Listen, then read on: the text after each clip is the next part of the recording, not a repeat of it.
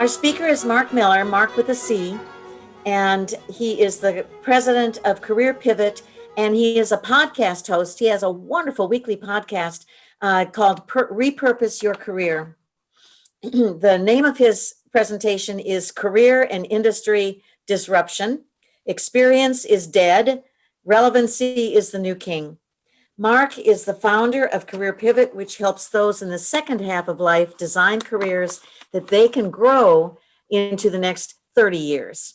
Published in 2019, Marc authored the book Repurpose Your Career, a practical guide for the second half of life. He is also the podcast host of the award-winning Repurpose Your Career podcast. He is a recovering engineer, a multi-potentialite,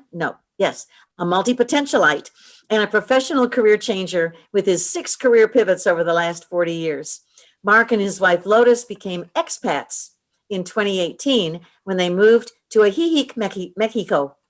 You can learn more about Marc, Career Pivot, the Repurpose Your Career podcast, and his and Lotus's journey to becoming expats by visiting Marc's website, careerpivot.com.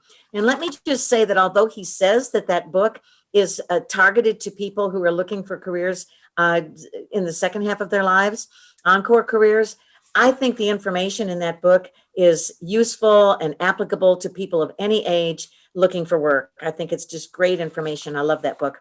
So there you go. Without any more distractions, Marc Miller. I says I've been spotlighted. Oh my gosh. Well, welcome everybody. As what Kathy did not mention, I was on the board with Kathy at Launchpad for a dozen years, and we moved to Ajijic, and it's Ajijic, Mexico. And I'm going to put a little chat up the week. Whoops, need to put it in the right place. There, you can see where I live. It's rough.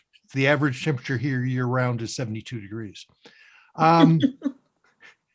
It's a rough life, but someone's got to do it. I have been, since the pandemic started, I've been looking at and talking to as many people as possible about what the heck is going on. And the one thing I can say about the pandemic, it has disrupted just about everything. And one of the things, as you start looking at where should you go, you have to understand the amount of disruption that's going on and then follow the money. So I'm going to bring up this presentation. And by the way, the term experience is dead and relevancy is the new king. That comes from Fawn Germer's new book, Coming Back. If you go back, I interviewed her on my podcast, I guess about a week and a half ago. And her book is about folks in the second half of life who've been kicked out, and people are going, but I have all this experience. Well, one of the problems is so much has changed. And the fact that, I guess the best way of saying it is we've known we have the digital revolution has been coming on forever. COVID has caused that to go on steroids. So as I get started, the one thing I want to mention is this is brand new. So therefore, I want your feedback at the end. If you have questions, please feed them into the chat box. And Kathy or Shannon, if you could periodically break in with people's questions. Okay. Okay. Shall do. So I'm breaking this down into several different ways. Number one, there's a huge disconnect between what employers are looking for and what most people are looking for. So there is a career and employment disconnect. 2, industries have been disrupted. And I'm going to take you through what that means. And the companies that are being the most successful are innovating. And we are seeing innovations. And if in many ways, you need to re-educate yourself around these innovations. And then we'll talk about the career adjustments that if you want to continue to work, the likelihood is you're going to have to adjust your career. So with that, okay. And I'm going to be sending to Shannon links to all the articles that I'm referencing here. So the first, this was a NPR article and podcast. It says millions are out of a job, yet some employers are wondering, why can't I find workers?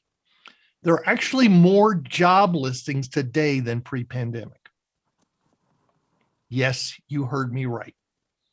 And the fact is, there is a huge disconnect, because if you look at all the jobs that are listed, only about somewhere between 5 and 8% are remote. That's why when you see these banner tire help wanted, these are in-person jobs. These are in-person. And the fact is, put it bluntly, I'm 64 years old. I'm healthier than I've been in years. And by the way, my wife did have COVID, a very mild case. And the reality is most of us don't want to go back into our workplace. So they discuss is there's this huge disconnect. And then you have, and by the way, this is a great podcast from the Wall Street Journal. They were talking about where jobs are. And there are 3 areas that have just exploded. The first one is, this doesn't surprise you, online retail, online shopping. And this includes, Amazon, but also all the distribution and warehousing, everything involved with online retail. One of the things we're going to talk about is our customer buying habits have changed dramatically in the pandemic. Okay, the second area that's booming is anything to deal with residential real estate. This includes Home Depot. If you're a plumber, well, plumbers in Austin right now are in high demand. And by the way, I own a condo in Austin that will get sold this summer. And yes, it survived the snowpocalypse, fortunately. And so anything related to residential real estate, if you're a landscape person, or you are doing home remodeling, you're busier than crap. The third is manufacturing. And in this podcast, they interviewed the CEO of a generator company, and I can't remember the name. It's based out of Wisconsin. And it's a home backup generators. He can't find employees. He keeps on bumping up his pay rate, and because he's competing against Amazon. So what's the common theme of these 3 booming areas? It's mostly blue collar. It's very well paying blue collar, and it's all in person. So you see the problem with the disconnect. Now, will this change? The answer is yes. When will it change? You got me. I've been talking with David Hewen on a regular basis. He's an HR consultant in Austin. He runs the HR Roundtable. One of the things in my discussions with him has been, as companies are looking at bringing people back into the office, they're also looking at saying, how do we do this safely, and redesigning the office. And we'll talk about right now at the peak, about 50% of people were working remotely. In other words, about 50% of the jobs cannot be done remotely, which most of us who are a little bit older, that's what we're looking for. So is this industry, and next thing, let's talk about industry disruption. And some of this is temporary, although we don't know when it's going to get fixed. And some of this is absolutely permanent. So if we look at, that's my brand new bike I bought at Christmas, my brand new Trek bicycle. Now I'm a big guy. I'm 6'3". It's a size 60 bicycle. Living in Mexico, I probably found the only size 60 bicycle in all of Mexico. And when I went to the Trek store in Guadalajara, and by the way, I live about an hour south of Guadalajara,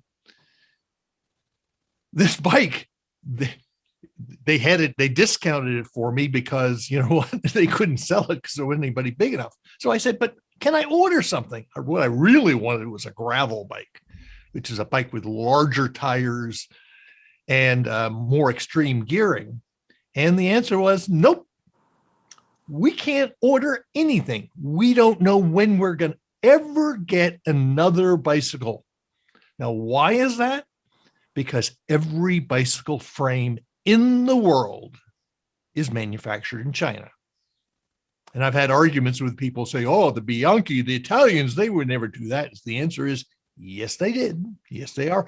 Everything is manufactured in China. Well, the problem is there ain't enough shipping containers. Shipping from Asia has exploded. The cost. And the reason why, the supply chain disruption is a huge deal. And so actually this started in 2018 with the tariffs. And so when the tariffs went in and Trump had his war, basically the Chinese stopped buying from us and we didn't stop buying from the Chinese. So containers were coming over to Western Europe and in the US, and they weren't sending them back with stuff in them. They were staying in the US. So firstly, this has skyrocketed costs because there ain't no shipping containers. And if you look at right now, this comes out of the Seattle Times, the shipping containers, this is a huge deal. The shipping containers are worth more when they come into Seattle. They ship them right back empty rather than wait a couple of weeks to fill them up with apples, because they're worth more going back empty. So because of all this, the Washington farmers are being stuck with apples in warehouses and they can't sell them.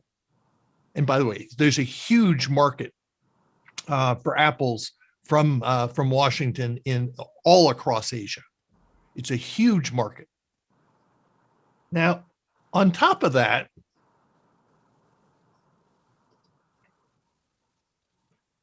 we are now with a semiconductor shortage. This is all related. The automobile industry is now cutting production by almost 30%. And the reason why is back in March and in February, March of last year, the auto manufacturers said, okay, no one's going to be buying cars for a while. We're going to cut orders for semiconductors. And by the way, I came out of the semiconductor industry. I was with a semiconductor startup. And so they cut their orders. At the same time, what did we do last spring and summer? In the US, we bought consumer electronics like crazy. And one of the things that has changed is the semiconductor industry, the manufacturing side of that has all moved to Asia. And two, it's all done by contract manufacturers anymore. When it's $2 and $3 billion to build a semiconductor fabrication plant, no one company can afford to just simply build one. It used to be IBM and Intel and other folks used to build their own fabs. They don't do that anymore. They can't afford it. So What happened with things like TMSC, which is Taiwan Manufacturing Semiconductor Corporation? Well, what they did was they said, auto folks, you don't want to buy from us right now? No problem. We'll fill up our supply. We'll fill up the fab with consumer electronic chips. So now the semiconductor folks, the automobile manufacturers are all going, okay, we're now going to order stuff. And the semiconductor manufacturers in Taiwan and China are all going, you're going to the back of the line. So what we've seen, and we see this across the production scheduling, is the fact that semiconductors is we got so used to just-in-time manufacturing and supply. And if you'll Google if you Google the term just in case versus just in time, in other words, a lot of companies are now re-looking at saying, okay, our supply chain has been broken. And the supply chain has been broken so badly that we're seeing the fact that people companies are going, wait, I remember back last fall, the Medtronic CEO in one of his quarterly calls was talking about the respirators that they were producing. Well, that respirator, he said, had 1,500 parts from 100 suppliers in 14 countries. Can we say supply chain disruption? It's easy. So we're seeing all of this disruption, and then that's on the supply chain. The second piece is our customer behavior chain. Since March of 2020. By the way, we were back in Austin last October. Had to get my car inspected. And so I can renew the registration, which was far overdue. And one of the things that I saw was we went down to our favorite restaurant on 2nd Street, numero 28 on a Friday evening. And it was just amazing. Then we saw lots of people out. Everybody was young. And then everybody else I talked to in the next week or so, who was my age, and I said, I'm 64, hadn't been out. Well, that buying behavior is going to have huge impacts. So HEB, Amazon, Walmart are now looking at building what they call dark grocery stores. I have a guy in my online community who works for Whole Foods / Amazon, and he's basically sending people into a traditional grocery store to fill orders is really, really inefficient. So Amazon, Walmart, again, HEB are all looking at building grocery stores strictly for delivery. So at the same time, there is now something called, if you'll Google it, something called dark kitchens. In other words, we've gotten so used to ordering and having it delivered or going and picking it up.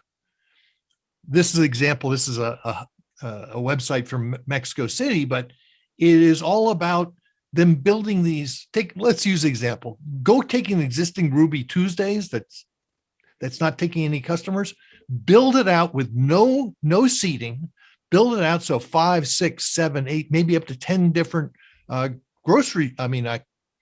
restaurants can move in, and all they do is prepare food for delivery and for pickup. So will this customer behavior change?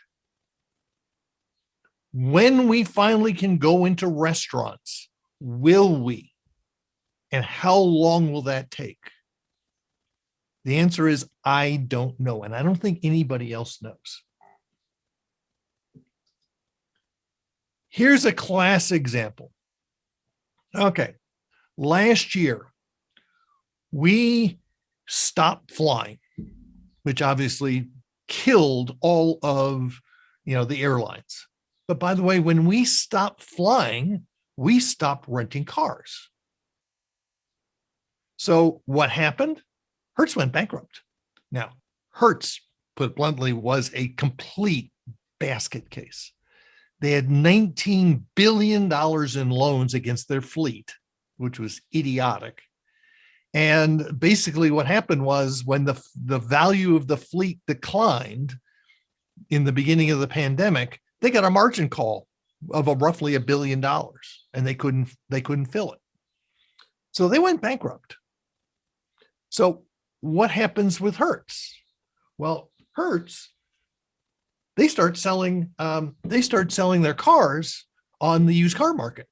By the way, not their older cars, their newer cars, their low mileage cars. So, by the way, this is great time to buy a used car. At the same time, Hertz and other fleet purchasers like Hertz buy somewhere between 20 and 25% of all new cars. So we affect the auto industry. Oh, by the way, when the auto industry is in decline, who also gets hurt? It's all their suppliers. So because we are not flying, it may affect that machine shop that builds prototype parts in Dayton, Ohio. So one of the things I'm wanting you to think about is what are all the chain reactions as our buying behaviors change?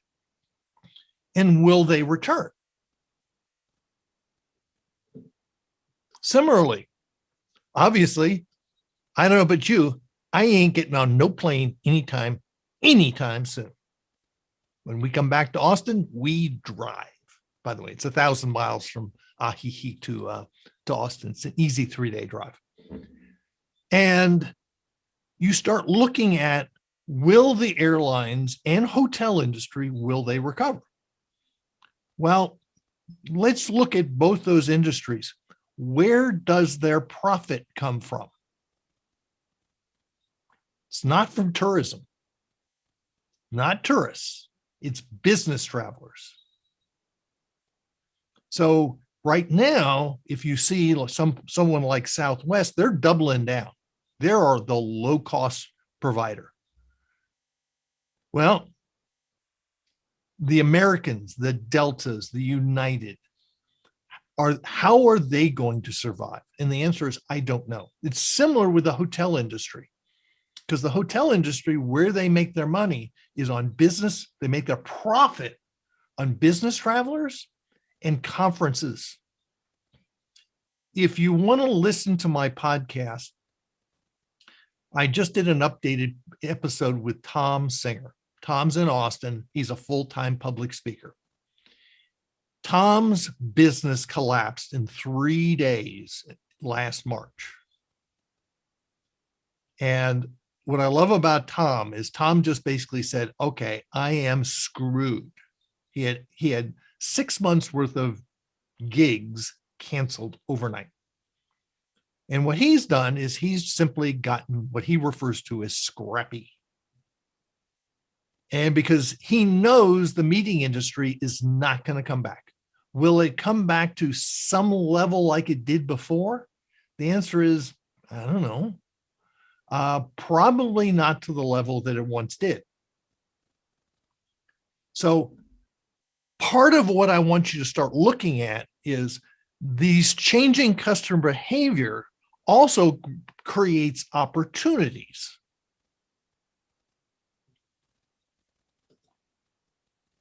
Then there are the regulatory changes, and the classic one is the HIPAA, the relaxation of HIPAA rules. So I don't know, anyone's had a virtual appointment with a doctor or gone seen a counselor online? Well, a year ago, that wasn't allowed. And by the way, the insurance companies, if you did do it, they wouldn't reimburse. So they've relaxed it. And so one of the things that I had a woman in my online community who went to work for one of the online clearinghouses for telehealth. And by the way, their business last year quadrupled. By the way, at the same time, their systems couldn't handle it.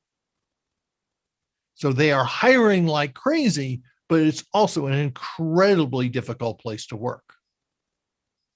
So what I want you to see is the disruptions are largely fall in three areas: supply chain, which affects just about everybody. Two is customer buying habits change. And then three, we will see more and more regulatory changes. And looking at companies, because basically, as these regulatory changes have occurred, they've created opportunity. So at the same time, we have companies are now going, okay, we now have to adapt. And those that are adapting are the ones who are going to do the best. They're the ones that are going to live. So it's no surprise remote work has taken off. And it's, I've got multiple people in my online community who are now working remotely. Even I've got a couple who got hired into the remote world. I'll use the example, Sarah, who was on my podcast. She was an occupational therapist in a psychiatric hospital up in Massachusetts. I want you to think a prison. And one of the things that she now does is she is a virtual trainer for a medical device company. And it's a device that is around lymphedema. It basically, it's a compression device that cancer patients who had leukemia have to, or have lymphedema, which is when you get cancer in the lymph nodes and you get swelling and you have to get rid of the liquid. Well, she was previously had been a massage therapist. She knew about lymphedema, and this company used to bring people in to train their end customers how to use the device. Now, well, they can't do that. So they've hired this whole department of virtual trainers. And by the way, the CEO loves it. This job did not exist a year ago. And by the way, the video world, it now looks like when we're done, the prognosticators are saying about 25% of people will work remotely some of the time. And by the way, I worked at the predecessor to Zoom, which was Life Size, and which is still in Austin. It's barely hanging on. But I can tell you, you can thank Netflix for Zoom's success. Because if we hadn't had Netflix, the backbone providers would not have reconfigured their networks for streaming video. Because 10 years ago, I was working with vendors who were having problems doing video conferencing in HD because the backbone providers would do all kinds of screwy stuff. This is a total disruption. Now, at the same time, we are finally seeing artificial intelligence and machine learning. We're going to see more and more of this, particularly in the online, as we get rid of more and more customer service. Obviously, blockchain is being heavily used to solve a lot of the supply chain problems. The same thing with the Internet of Things. Right now, we're seeing an explosion of augmented and digital virtual reality. Think about, I'm going to be selling my condo in July when my renters leave, and right now, nobody wants to go in the past 6 months. So there's more and more virtual reality being created for sales. Obviously, digitalization, 3D printing has taken off. And by the way, 3D printing's been around a long time. I bought a 3D printer at IBM in 1989. Think about that. Obviously robotics, but one of the things that has just exploded is the use of drones. Right now, if you go into any of the major harbors in the Far East, almost all supplies are now being delivered by drones. If you remember all those cruise ships that got stranded, a lot of the PPE and supplies, while they're out there, got delivered by drones. Drone usage has exploded. So one of the things I'll be happy to share you a white paper that I found that basically talked about where all of this is making its way into all kinds of different industries, and it will disrupt them. And the key piece is your experience of the last 30 years is not important if it's not relevant. And what is relevant today is drastically changing from what was relevant just a few years ago. So one of the things I interviewed Glenn Swike on my podcast, and he's an executive recruiter out of Atlanta. And one of the things, we had a long discussion on how to switch industries. Because if you're in an industry that's dying, and I remember the one woman was talking about coming out of United, is everyone is dealing with disruptions. And he talked about, how do you sell yourself on your ability to deal with disruptions? I know in my career, and I spent a lot of it in high tech, was most of what I did was dealing with disruptive technologies. Well, when have you gone through and had and solved major problems? When have you been able to, fix the company problems that came through because of disruption? And I highly recommend you go listen to that podcast episode again. I'll put a link to that, what I will send to Shannon. When you start understanding the level of disruption, and some of it has occurred and some of it's now coming on, the key piece here is you need to reskill. Now, again, if you listen to my podcast episode I did with Fawn Germer, she didn't say you had to become an expert in all this stuff or any particular area, but you had to be conversant in it. And so, do you know what blockchain is? Can you converse in it? Can you talk about what's the Internet of Things? Mark, while you're kind of on that topic, somebody has put in the chat, as you mentioned, innovations are changing rapidly. Standard news sources have been at times less than reliable. Yep. Where or how do you suggest keeping your finger on the pulse of rapid change? Yeah. Is there a site that's particularly good for that? It's because it's going to vary from industry to industry. And the key piece here is, and I just, like, one of the things I found all this stuff, I just went through and said I just Googled on disruptive innovations. Is getting out and saying trends in what industry, innovations in industry. Basically, you're going to have to be a bit of a detective and start looking at where things are changing. I mean, I just spent several days just Googling around. This stuff was not hard to find.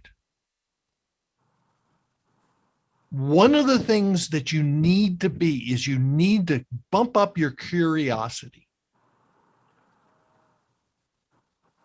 So you can learn so much. And the number one place I say is go to edx.org. edx.org, it's, by the way, it's the 4-letter F word. It's free. By the way, I used to have a customer at IBM who used to refer to as the 4-letter F word, free. And is go out there, take some of these courses. They're free. If you want to get a certificate in one of them, yes, you'll have to take a test. And you probably have to pay something for it. But there is all kinds of stuff out there. So the point here is make yourself relevant. And I've got a whole series of blog posts on this. Now, once you've gained your knowledge, yes, you're going to need to promote yourself. And, you know, I can tell you, I've had a podcast for 4 years. I've interviewed Daniel Elizalde, who's back in Austin now, who has rebranded himself multiple times, first through a blog, then through a podcast. And you're probably going, I can't do that. And I said, yes, you can. And it costs very little. See this microphone here? That's an ATR 2100. You should have one of these anyway. It's about $60. Plugs into my computer. I use Zoom, which is not the best platform for interviewing people, but it's largely very low cost or free. I plug in my computer. I edit using Audacity, which is free software. And I pay about $20 a month for a host. It's not expensive. And by the way, once you do it, I get people coming to me all the time. I'm interviewing the next couple of weeks, the chief, believe it or not, the chief mindful officer from LinkedIn. And by the way, they came to me. So at this point, I'm going to say you need to learn to rebrand yourself. And this is not something you're going to do just one time. This innovation is going to keep coming at us. Now, I can imagine, because I've seen some people drop off, not everyone's going to like hearing this story. But by the way, I'm 64. I have no intention of ever retiring. I'm an incredibly curious individual. I've picked up I live in Mexico. So with that, and by the way, there's my book, my podcast, and my website. And by the way, I teach a course for Amava called So You Want to Be an Expat. It's a 6-week course, but I'll leave that little plug. So your podcast is on it's everywhere. Google Podcasts, right. Apple Podcast. It's on my website. It's Spotify, Amazon Music. So everywhere. Step one of starting a podcast was what? Oh, step one is first figuring out what you want to do is coming up. Second is, if this is similar with the blog, once you come up, learn about things like editing audio. It's coming up with, how do you want to promote your brand? What is your brand? And by the way, I am a big fan of the School of Podcasting, Dave Jackson's School of Podcasting. It's a great podcast. Okay. And I know I've now got to know Dave. So with that, feel free to turn on your video and talk to me. Does this scare the crap out of you? For me personally, I've talked to so many people, especially older people, that are just pretty terrified as they keep interviewing and not getting offers, and they're too young to retire, Yep. and they're too old to be hired, essentially, because companies want people that are going to stay longer. And so my advice is always see what you can do on your own. See if you can, create your own business, start a consultancy. But I often have advised people uh, to promote themselves as an expert in their field by doing a white paper, writing a book, having a blog, having a podcast, something like that. But this is even more relevant to do that now, where you can really get in on the cutting edge of disruptive something, where you just say, I've been around long enough that I know how to deal with the vicissitudes of the economy. I know how to land on my feet. I know how to deal with these, with change rapidly, and I've got resources, and you can promote yourself in that way. So it's already listed in the handbook, but I'm going to try to give more resources for really where to go to get started.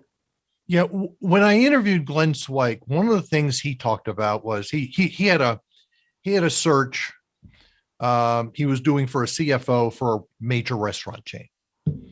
And the restaurant chain kept on coming back saying, we want somebody with deep, restaurant industry experience. And they kept on being unhappy with the people he brought. And he says, you don't need somebody with deep restaurant experience. You need somebody who knows how to deal with the disruption. They were having people, every restaurant right now is being disrupted because people's buying habits have changed.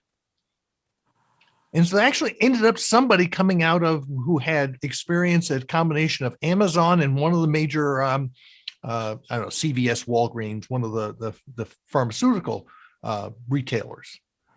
And they loved him because, and he didn't have a single bit of restaurant expertise. And he ended up, it was all around selling based on how you dealt with the disruption. Because everyone's being disrupted, both from a positive and a negative. Carrie, who's our guy that you saw announce that he's got another job, he put in the chat, I'm 66 and don't plan to retire. I don't know what I'd do if I wasn't working somewhere. I've changed careers a few times in the time as times have changed. Rebranding is hard at first because companies have always wanted experience, and you can't get experience if you can't find a job. But eventually you have to create, I think, a brand or promote yourself in a certain way that you promote your expertise with speeches, with presentations, with books, with stuff, so that you become acknowledged as an expert in your field. Okay. I mean, I was going to ask how you would rebrand yourself. That was my intro to that. How would you go about rebranding yourself in that? Because you mentioned it, but I didn't hear. Well, if you're going to, because rebranding is a whole new topic. Right. But it comes down to saying, how do you want to be perceived? Okay. And then start producing content that shows you have some expertise. So I'll use the example. I worked with a gentleman out of Northern Germany, Alexander Buschek, a number of years ago. He was the CIO of a small oil and gas equipment manufacturer. And he wanted to get into digital disruption. He wanted to get in digital transformation. And his CEO said, we ain't doing any of that crap. So what did he do? He produced a website, a blog. He created videos. He drove his wife nuts because rather than go buying a green screen, he dyed a sheet green. And he produced some really well, by the way, that work got him on a panel at a Financial Times conference. From there, it exploded. He kept on getting keynote speech or ancillary topics. He eventually changed jobs, but where he ended up, where he is now, he is a digital transformation expert at Gartner Group. which is a far cry from building data centers for a small oil and gas company.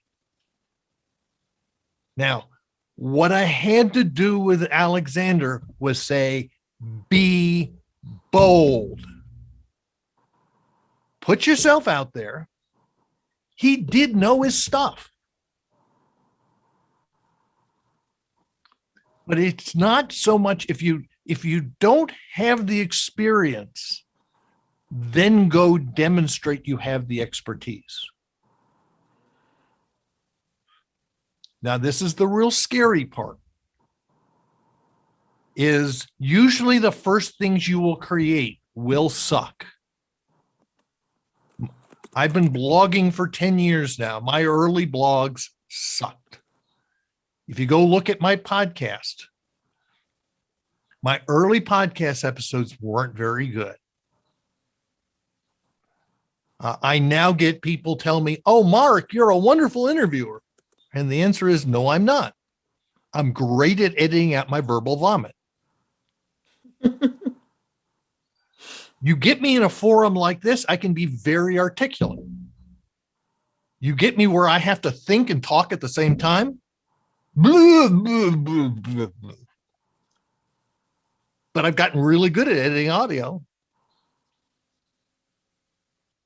Did I have that skill? Well, I had, you may also listen. I did 2 different podcasts in the last 3 months with Diane Winger. And Diane's a former psychologist. She now's a coach. And she talked in December. I had her on and we talked about how to change your mindset. And then a couple of weeks ago, I had her on when we dubbed it the entrepreneurial mindset for the accidental entrepreneur. Because a lot of you will become accidental entrepreneurs. And one of the key things she said was you have to do things before you're ready. Most of us said, well, if you can't do it right, it's not worth doing. Those days are gone. You've got to be willing. Accidental entrepreneur. I also call them necessity entrepreneurs.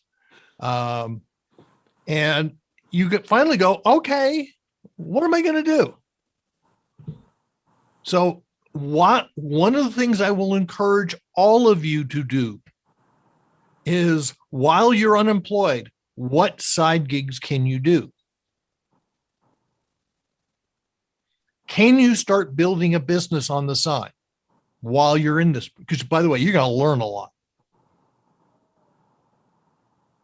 2, leverage resources. I've got a guy up in Georgetown. Here I am in Guadalajara. I'm working with a guy in Georgetown who has a snack food business. And he's been making it all himself. Well, I sent him to the Central Texas Small Business Development Center, and they're getting him with a contract manufacturer. Because he has to work on his business, not in his business. So one of the key aspects that you got to get started. And one of the terms I really have loved I found this one article and I'll include it in the links, something called lifeboat jobs. Okay. When the ship is sinking, sometimes you just simply need to get on a lifeboat.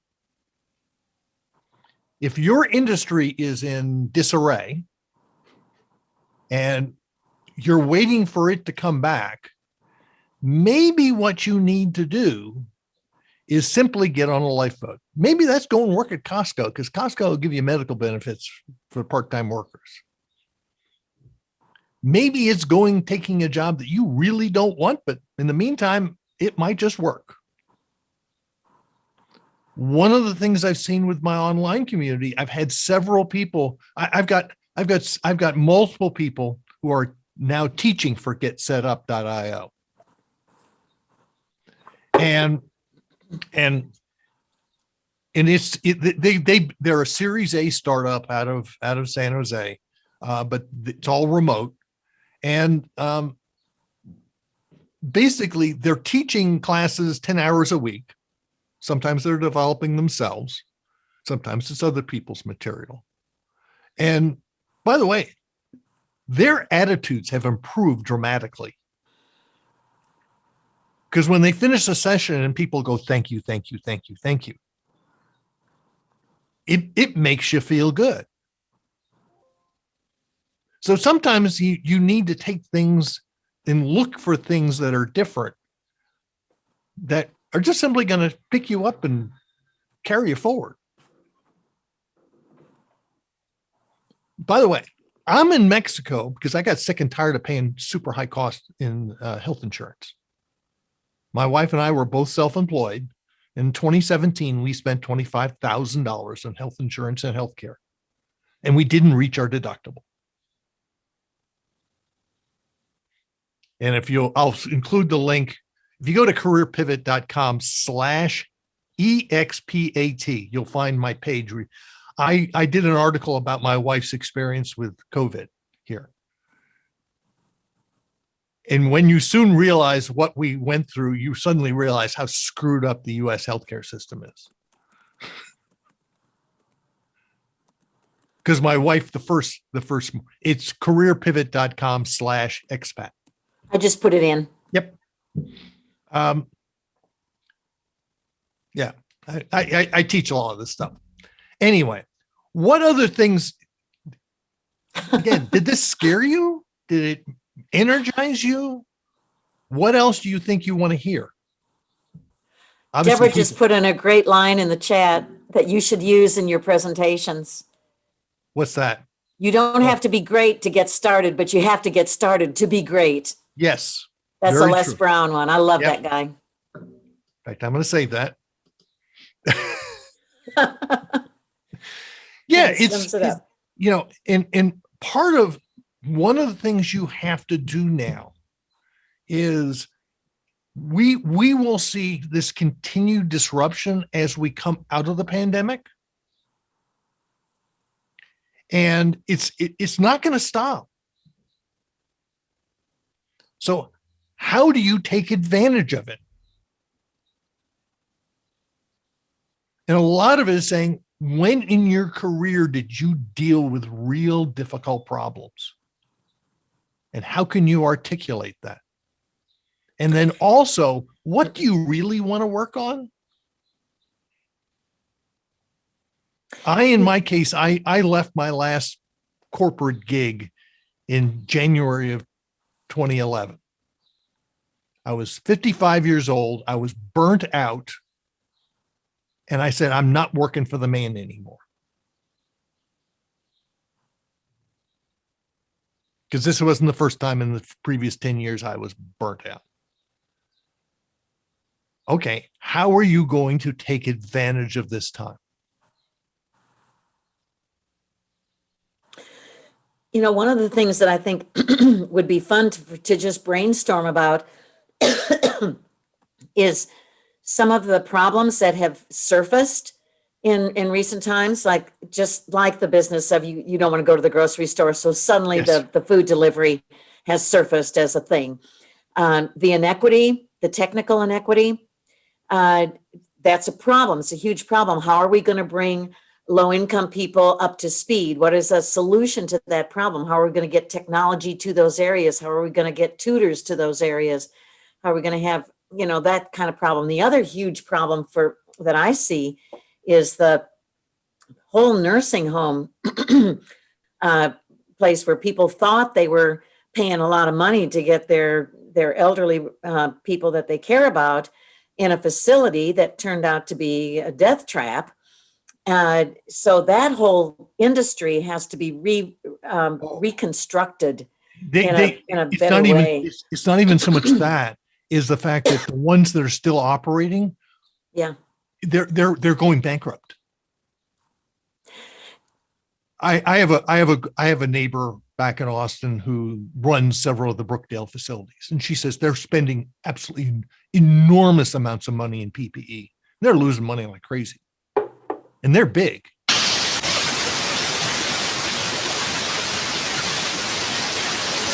Okay, what's that? Okay. You know, it's looking at all these forms of disruption. Right. Right. In the medical industry is a classic example in the fact that you know, we're going to see a lot of innovation come out of the think of the innovation that's going to come out of the pharmaceutical industry. But more importantly, you know, I've got a woman in my online community who's a contact tracer. Boy, the skill she developed in doing that. Now that's come to an end, but she developed a lot of skills. So are you talking about people skills? People skills. She was one of the things she's in California. She was doing a lot of investigation. So she would call into these homes, and some didn't speak English. Some of them just wanted to talk to somebody. And because these are multi-generational families, very similar to what my next door neighbor has 8 people living in the house, and they all have COVID. They all caught it. Grandma's in the hospital right now, but apparently she's getting better. But these people felt incredibly isolated, and she would often spend an hour at a time on the phone with these people. And these are people who had no idea. These are people she never had any contact with.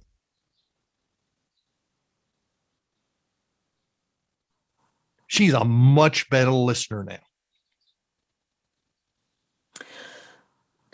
Well, I think we're going to have to, I don't see any more questions except lots of kudos. Oh, here, let's see. Julia says AARP recently did a piece on nursing home financing, totally broken model. Majority of patients are Medicaid, 85%, which doesn't pay enough to cover costs. Minority, 15% are Medicare, short-term rehab, which pays better, covers the difference barely. But yeah, for wealthy people, even sometimes there aren't good options. But for poor people, oh my gosh, there's nothing that you can count on. So the whole industry has to be remodeled. We're going to see so much. We're going to see so much disruption. Mm-hmm. And innovation. I mean, innovation always comes from deprivation. It comes from problems. So you see that something's not working, you identify the problem, and then you get smart people and creative people and imaginative people, and you come up with solutions. I mean, even having some sort of a weekly brainstorming session for unemployed people, just to talk about some of these problems and remind everybody how creative they are. I mean, maybe that's something we should put together. And not talk so much about job hunting, talk about problems and solutions and ideas and so forth. Yeah, I mean, this is where Glenn Schweig, I'm just putting my LinkedIn profile in the, feel free to send me a connection request. How do you spell that Glenn's last name? Zweig, ZWEIG. It's GLENN. I believe it's. Okay. All right. It was a great podcast interview. In fact, let me put on. I mentioned before what great podcasts here. I don't ever have time to listen as much as I want to, but if you will sign up for Marc's podcasts, he interviews the most fascinating people.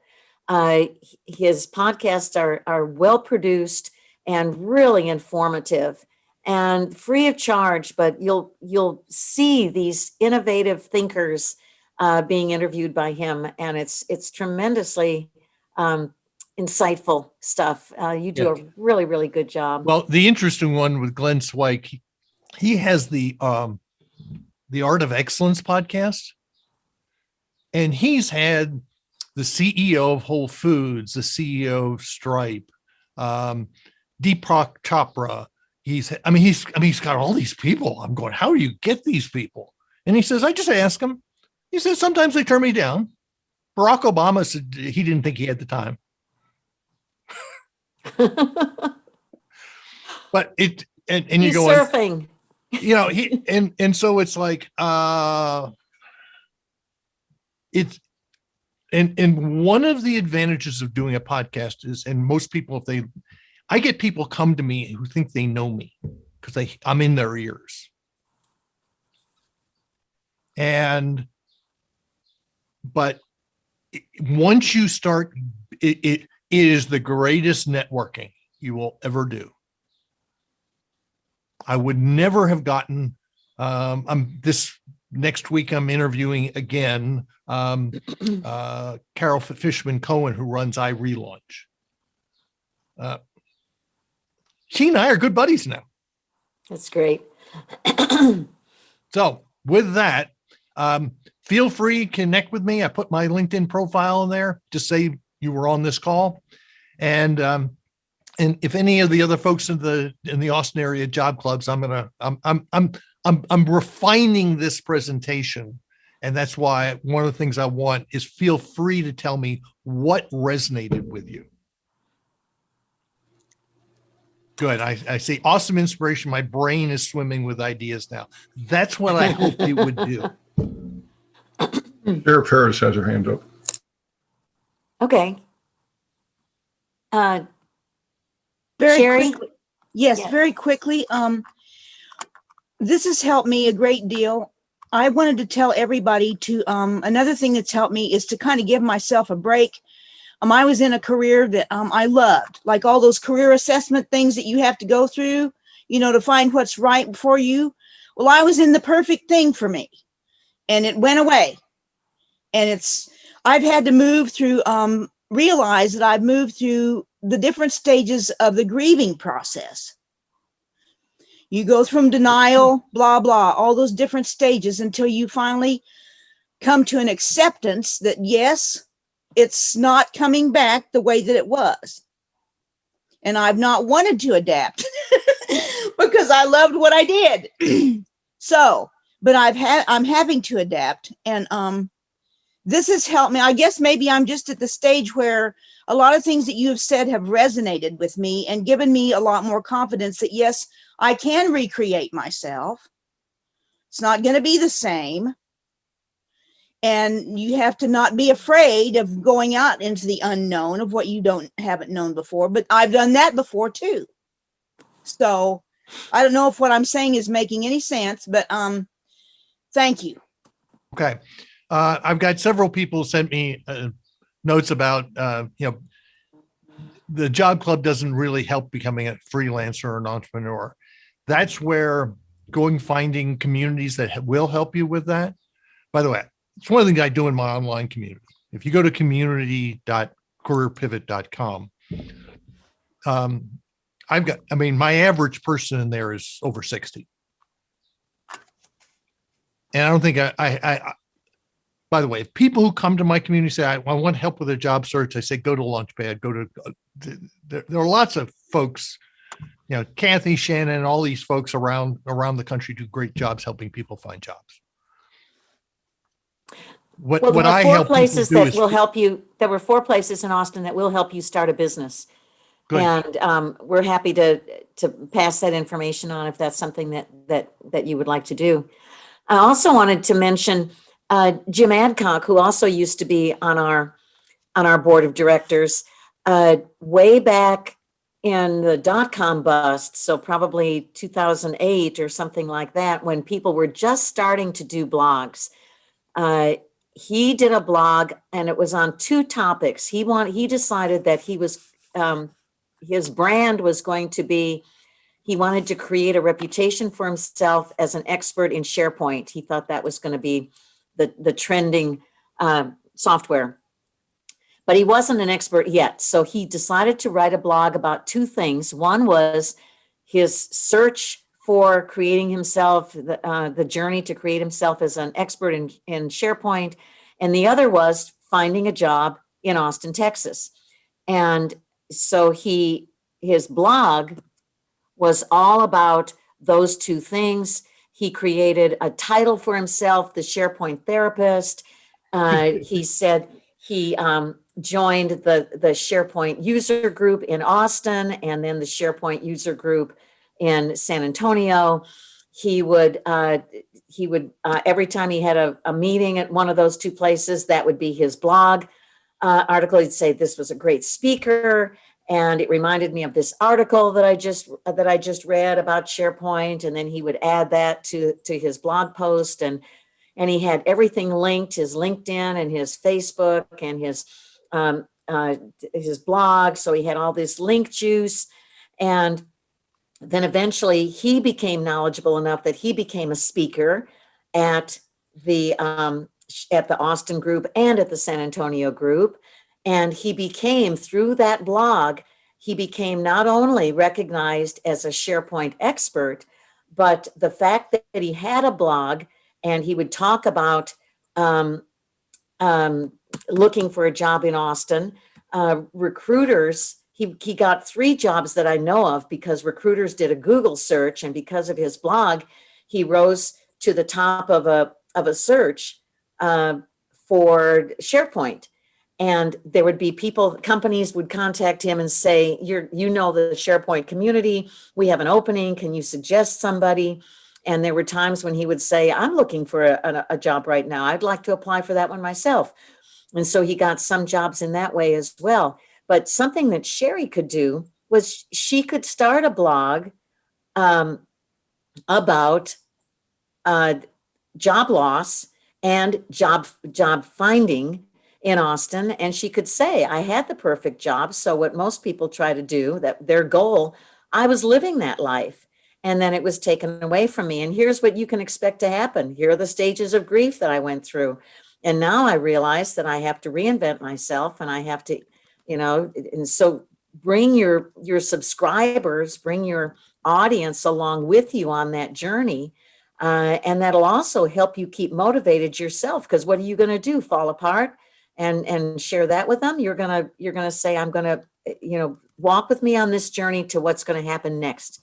I'm excited. I don't know what it's going to be, and bring them along. And maybe you could also, if you do a podcast, maybe you could interview other job seekers and keep trying to add more ideas to that. Interview Marc Miller and on your podcast and share. But at any rate, the bringing people along on your journey to wherever it is that you're going to go, creating your brand, dealing with the depression, staying motivated, trying new things, learning new stuff, meeting new interesting people, turning it into lemonade. I just posted in the chat box a New York Times article that the other Marc Miller, who has the Retirement Revised, he wrote about one of my members in my community. Oh, how nice. And she now works at the University of Michigan because of that article. And wow. We were helping her at the time, trying to turn she shows dogs, bull terriers. And she's done that her entire life. We were helping her, trying to turn that into a business, which she soon realized probably is something she will eventually do. And she's doing stuff with it. But it picked her, a combination of as she said, she was now the poster child of the unemployed, a 62-year-old unemployed woman, which she was kind of embarrassed about, but she suddenly got contract work out of that. And she landed the job. And the job she took at the University of Michigan was actually a job she had earlier in her career. Less money, great benefits, doesn't work as hard. And it was one of these deals, and I've interviewed her on my podcast. It was kind of, sometimes you need to take a step back in your career. Mm-hmm. And that's okay. But that got her so much good. She's up in Detroit, and she got a number of folks that said, you were in the New York Times. Okay. Good information. Cool. Okay, and now if anybody wants to, of course, I talk about you in the orientation all the time. If people want to actually be part of your job search community, you as a career coach, if they are interested in working with you, Can you give us some information about that? Just go to careerpivot.com. I do almost all my work through the community now, which includes a couple of mastermind groups. We do it all over Zoom and an online forum website. My goal, believe it or not, I've modeled my community after what Kathy has created here. It's a community that helps, where everyone helps everybody else out. And the key piece here is our path forward is not likely going to be like the path we've taken. Right. And when I did my first focus groups back in 2017, 2018, there are three key things that people wanted. Number one, they wanted freedom.